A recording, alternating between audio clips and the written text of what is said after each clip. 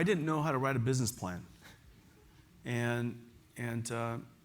So I went to a bookstore, and back then there were bookstores, and in the business book section there was this book, and it was written by somebody I knew, Gordon Bell. And this book, I should go find it again, but it's a very large book, and the book says How to Write a Business Plan.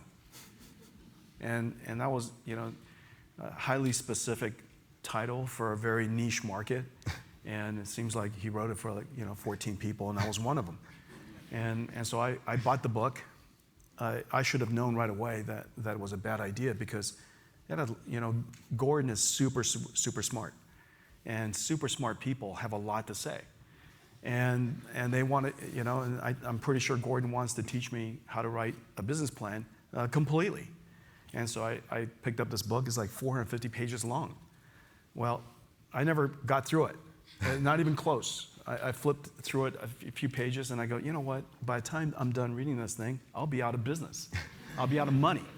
And Lori and I only had about 6 months in the bank. We had already Spencer and Madison and a dog, and so the 5 of us had to live off of whatever money we had in the bank, and so I didn't have much time.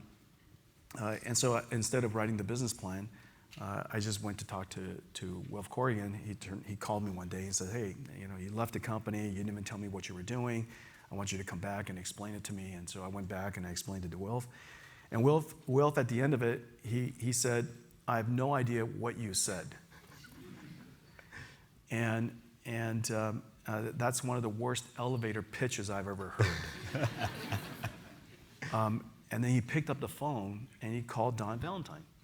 And he called Don and he says, Don, I'm going to send a kid over. I want you to give him money. He's one of the best employees LSI Logic ever had. And so the thing I learned is you can make up a great interview. You could even have a bad interview, but you can't run away from your past.